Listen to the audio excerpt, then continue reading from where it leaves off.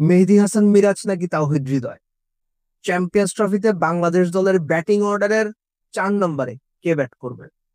আমার বিবেচনায় অসম্ভব গুরুত্বপূর্ণ ইস্যু। কেন সেটা আলোচনা শুনলেই বুঝবেন। ফার্স্ট অফ অল, মিরাজকে অভিনন্দন চ্যাম্পিয়ন্স ট্রফিতে বাংলাদেশ দলের সহ অধিনায়ক মনোনীত হয়। মিরাজ দেশ ছাড়ার আগে একটা গণমাধ্যমে ইন্টারভিউতে বলেছেন যে তিনি সুযোগ পেলে ওই 4 নম্বরেই ব্যাট করতে চান, কেননা তিনি তো সেখানে পারফর্ম করছেন। রাইটলি সেই মিরাজ যে রিসেন্ট টাইমে 4 নম্বরে ব্যাট করছেন, 6টা ম্যাচে 229 রান করেছেন, 44.66 এভারেজ পারফর্ম তো করছেন, 3টা 50 করেছেন, অবশ্যই পারফরমেন্স করেছেন। আমার প্রশ্ন, মিরাজের পারফরমেন্স, মিরাজের 350 বাংলাদেশ দলকে কতটুকু সুবিধা দিয়েছে? আমি যদি বলি মিরাজের 3টা 50 বাংলাদেশ দলের হারের অন্যতম কারণ, প্রধান কারণ না হলেও অন্যতম প্রধান কারণ, আপনি মানবেন? আমি জানি আপনি মানতে চাইবেন না, কিন্তু এটা রিয়েলিটি। মিরাজে যে রানগুলো করেছেন না, প্রপার দারুণ ব্যাটিং উইকেটে 70 থেকে 72 স্ট্রাইক রেটে ম্যাচ বাংলাদেশকে ওইখানে শেষ করে দেওয়া হচ্ছে। আমি জানি মানবেন না আপনারা, কিন্তু এটাই রিয়েলিটি। এবং এই ঘটনা চলতে থাকলে বাংলাদেশ চ্যাম্পিয়ন্স ট্রফি সাফার করবে, আপনি নিশ্চিত থাকতে পারেন। মিরাজ একটা 50 করলেন আফগানিস্তানের সঙ্গে, কত স্ট্রাইক রেট আপনাদের মনে আছে? 56 স্ট্রাইক রেটে। ভুলে যান, ওয়েস্ট ইন্ডিজে ফিরে যান।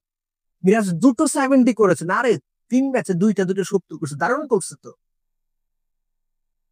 প্রথম যে 70টা করলেন সেখানে শেরফেন রাদারফোর্ড 80 বলে 100 করে ওয়েস্ট ইন্ডিজকে জিতিয়েছেন। মিরাজ সেখানে 70 যে করেছেন সেটা কত স্ট্রাইক রেট আপনার মনে আছে? 71 স্ট্রাইক রেটে। ওই ম্যাচে তানজিদ তামিম 100-র উপরে স্ট্রাইক রেটে 50 করেছেন। রিয়াদ 115 স্ট্রাইক রেটে 50 করেছেন। জাকির আলী অনেক 125 স্ট্রাইক রেটে 48 করেছিলেন। কিন্তু 4 নম্বরে নেমে মেহেদী হাসান মিরাজ 101 বলে 71 করেছিলেন।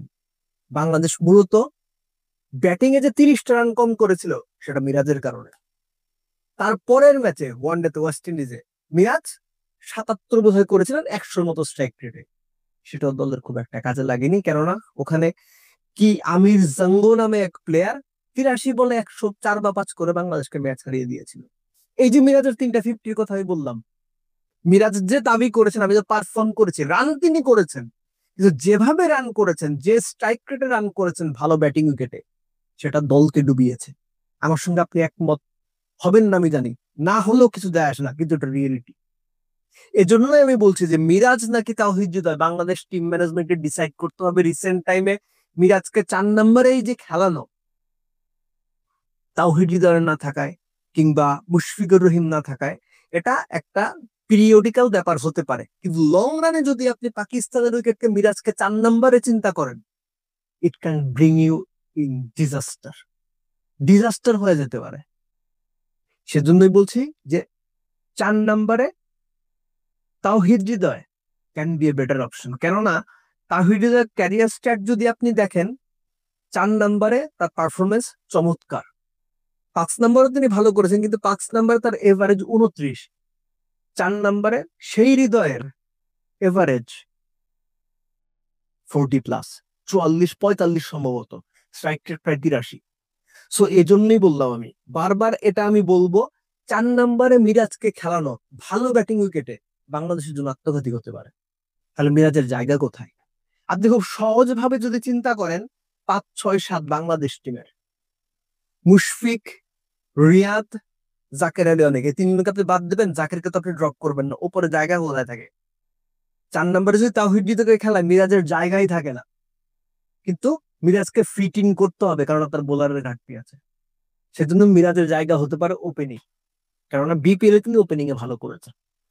পুরো জায়গাটার মধ্যে না একটা পেঁয়াজ আছে, বেস্ট 11 সাজাতে গিয়ে একটা পেঁয়াজ আছে। আপনি যদি সৌম্য মিরাজ দুজনকেই অ্যাকোমোডেট করতে চান, সেক্ষেত্রে আপনাকে হয়তো জাকেরকে ড্রপ করতে হতে পারে। সো বাংলাদেশ টিম ম্যানেজমেন্ট ওই দিক নেবে বলে আমার মনে হয় না। বাট হোয়াট এভার, বেস্ট 11 কি হবে সেই আলোচনা করতে যাচ্ছি না। আমার ইস্যুটা হচ্ছে নাম্বার 4, মিরাজের ট্র্যাক রেকর্ড বলে মিরাজ যে ব্যাটটা 4 নম্বরে করেন বেশিরভাগ সময় ভালো ব্যাটিং উইকেটে, বারবার বলছি পাকিস্তানে যে ধরনের উইকেট হবে, দুবাইতে কেমন উইকেট হবে, পাকিস্তানের তুলনায় একটু স্লো উইকেট হবে, কিন্তু 4 নম্বরের ওই জায়গাটা খুবই ভাইটাল। ক্রিকেটাররা যে ভাষায় কথা বলেন সেই ভাষায় বলতে বলতে হয়, ওখানে খেলা বানানো হয়। 4-5 নাম্বার প্লেয়াররা খেলাটা বানায়। তো খেলা বানানোর জন্য এখনকার দিনে 80-90 স্ট্রাইক রেটের প্লেয়ার দরকার, কিছু ক্ষেত্রে 100+ স্ট্রাইক রেটের দরকার। ভালো ব্যাটিং উইকেটে 100+ ডেফিনেটলি স্ট্রাইক রেটের ব্যবহার ক্রিকেটের দরকার। মিরাজের মতো লাস্ট 6টা ম্যাচ 4 নম্বরে ব্যাটিং করে আপনি যে 3টে 50 করেছেন, তার সবগুলোই 70 বা তার কম স্ট্রাইক রেটে, যেটা দলের হারের অন্যতম কারণ। বাংলাদেশ টিম ম্যানেজমেন্ট যারা অ্যানালিটিক্স নিয়ে কাজ করেন, নাম্বারস নিয়ে কাজ করেন, তারা কিভাবে চিন্তা করেন আমি জানি না, কারণ আমি তো এক্সপার্ট না। আমার সাধারণ জ্ঞান বলে এই জায়গাটা বাংলাদেশকে ভোগাচ্ছে।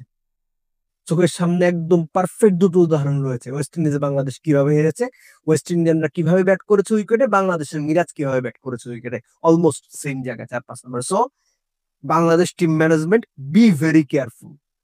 মিরাজকে 4 নম্বরে খেলাতে চান, খেলান।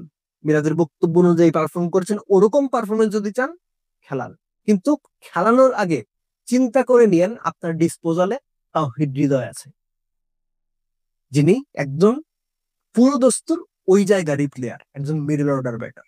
তাকে প্রপারলি ইউটিলাইজ করবেন কিনা সেটা আপনাদের উপরে।